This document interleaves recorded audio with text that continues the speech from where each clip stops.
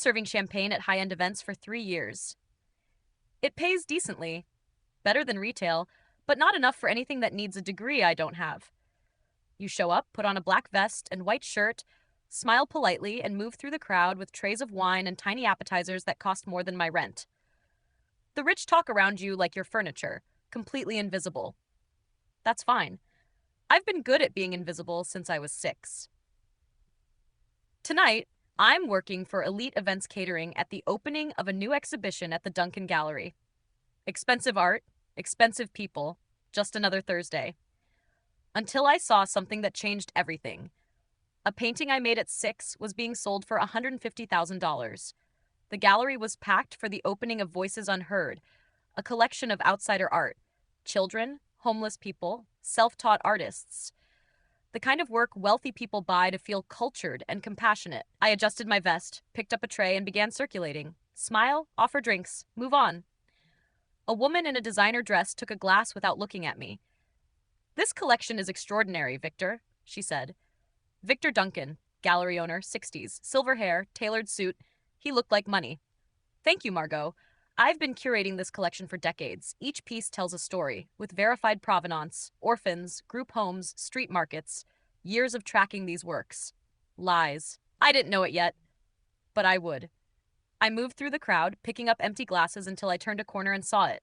The painting. My painting. I nearly dropped my tray. Small, maybe 12 by 16 inches, watercolor and crayon, framed in dark wood. Abstract swirls of blue and yellow, 2 figures, one tall, one small, holding hands or just touching. Childlike. But in the bottom right corner, 3 letters in green crayon. Angela, my mother's name. Top left corner, faded date, 5/12/2003. My 6th birthday. My hands shook. I made this. I made this for my mother. I remembered the kitchen table, the dollar store watercolors, her smile. "It's beautiful, baby. It's us, right? You and me?" "Yeah, Mama. Always together." The next day, the social worker came. Mr. Duncan, thin, smiling too much. He claimed my mother wasn't taking care of me. She loved me. She was poor, working 3 jobs to feed us. Not enough for him. He took me, put me in foster care, and took the painting. "I'll keep this safe for you, sweetheart. You'll get it back." I never saw it again, until tonight. I went to the staff bathroom, locked the door, sat on the closed toilet, buried my face in my hands. 22 years. 7 foster homes. Aged out at 18 with nothing. And Victor Duncan had my painting, selling it for $150,000.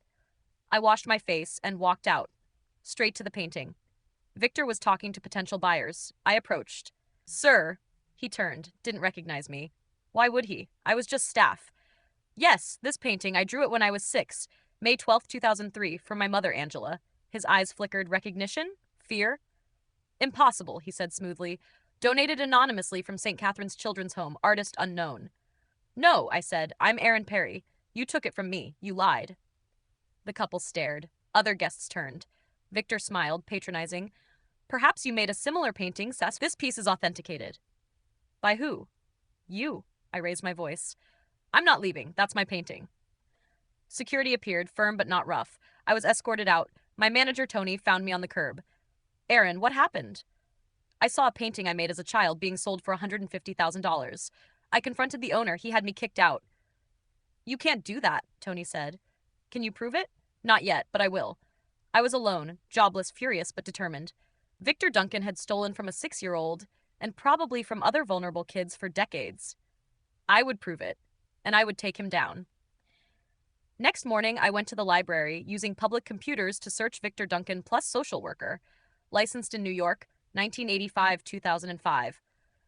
Then he opened Duncan Gallery, specializing in outsider art. Convenient. Articles confirmed it. Rare children's art collections, Victor Duncan's eye for undiscovered talent. Forgotten artists.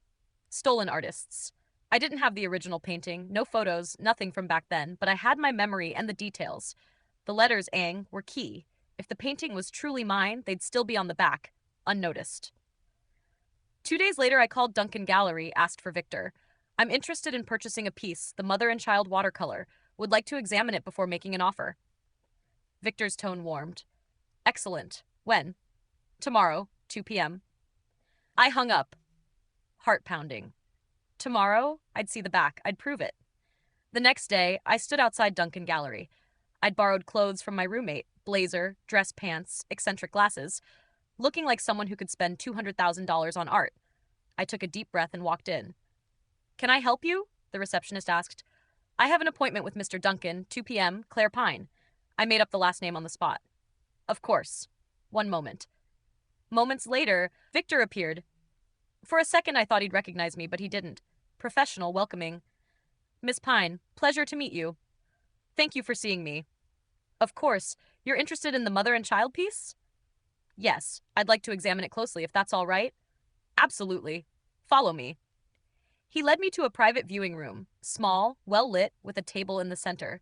The painting sat on an easel under soft light. My painting. My chest tightened, but I kept my face neutral. "Beautiful, isn't it?" Victor said. "There's something haunting about it, the simplicity, the emotion. Remarkable. May I?"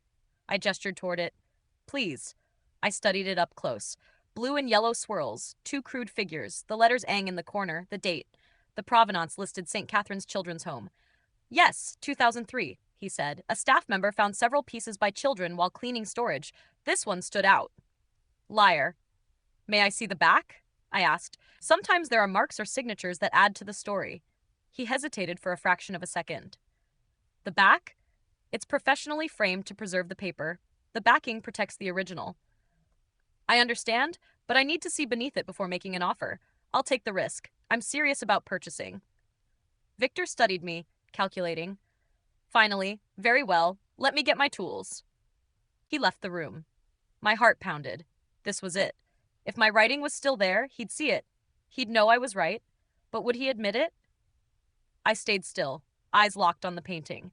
Every detail came back.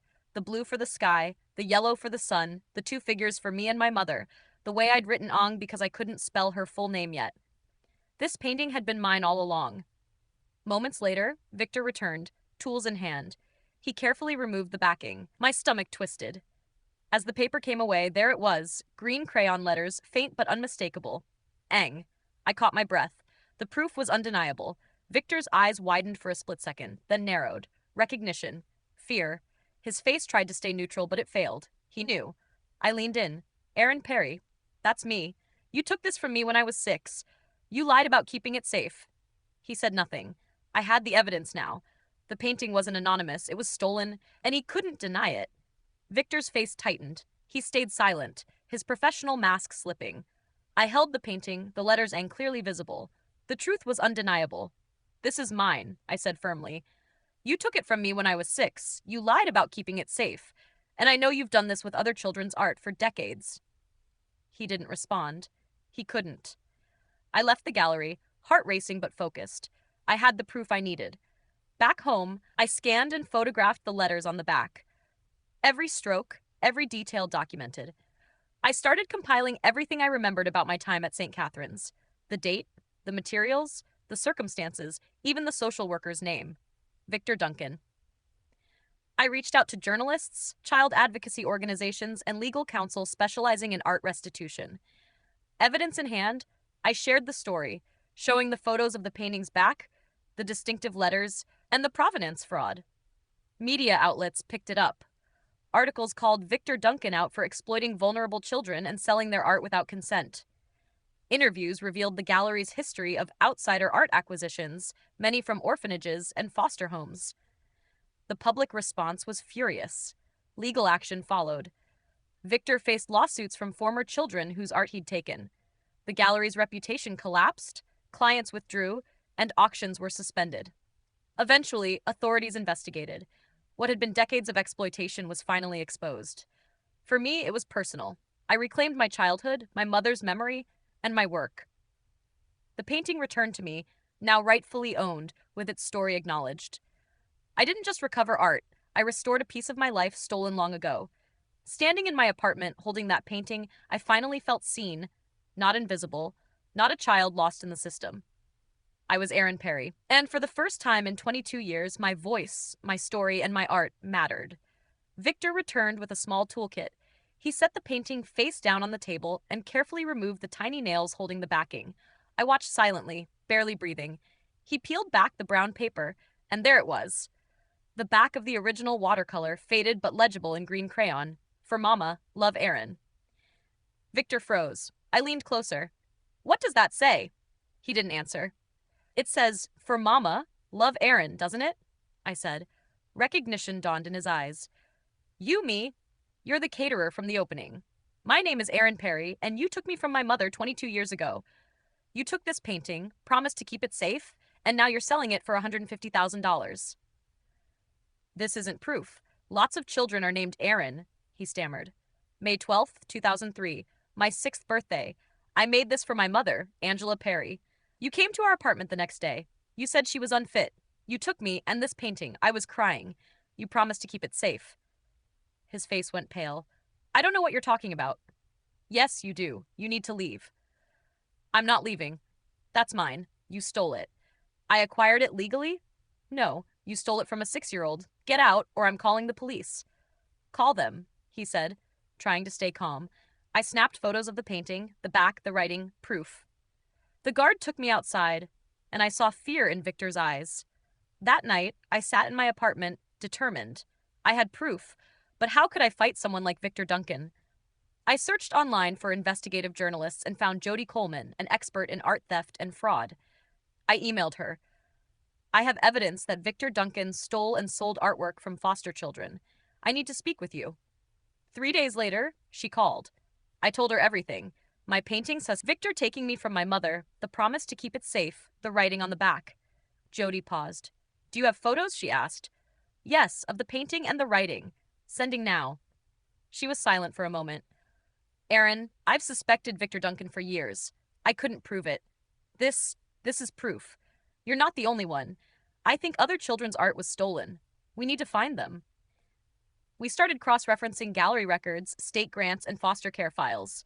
Soon, we found 5 other people, former foster kids, who recognized their childhood art being sold by Duncan Gallery.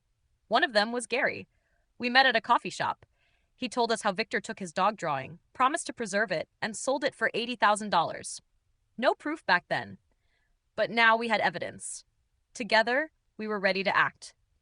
3 weeks later, Jody published her exposé, Stolen Childhoods, How One Gallery Owner Profited from Foster Children's Art. The story went viral. Victor Duncan was publicly exposed, clients withdrew, and authorities launched an investigation. 1 month later, I got a call from the DA's office. They had enough evidence to charge Victor with theft, fraud, and exploitation of minors. I would testify. Records showed Victor had fabricated reports to keep children, including me, in the system, profiting from foster placements and accessing their artwork. I also learned the truth about my mother. She had fought for me until her death in 2007, keeping every drawing I had made. The DA assured me that her box of drawings would be returned to me after the trial. I cried, realizing she had never stopped fighting for me. 2 months later, Victor Duncan was convicted on all counts, sentenced to 8 years, ordered to pay restitution, and forfeited all stolen works. Justice had been served. 3 months later, my painting and my mother's box of drawings were returned. I sat on my apartment floor holding dozens of childhood artworks, letters from my mother pleading with the court to return me, all preserved. I read her last letters, sobbing, knowing her love and fight never ended. I visited her grave, placing my painting beside her headstone. Hi, Mama. I'm sorry it took me so long. I got it back. I got it back. I know you love me of you too, I whispered. 6 months later, all stolen artworks were returned to their rightful owners. Gary and the others recovered theirs. Some sold theirs, some kept theirs, but all had their memories restored. I no longer work in catering. My restitution helped me go back to school in art therapy. I want to help foster kids heal through art. 3 years ago, I saw my painting being sold for $150,000. I could have stayed invisible, but I didn't. I confronted one of the most powerful men in the art world and reclaimed what was mine. In doing so, I found my mother again, not in person, but in her love, letters, and the art we shared. That was enough. Which moment hit you hardest? When Aaron saw the painting, discovered the writing, or learned his mother fought for him until her death? Share your thoughts in the comments below. If this story of stolen childhoods, a mother's love, and fighting injustice moved you, hit like, subscribe, and ring the notification bell for more stories of courage justice, and reclaiming what's yours. Thanks for watching. We'll see you in the next story.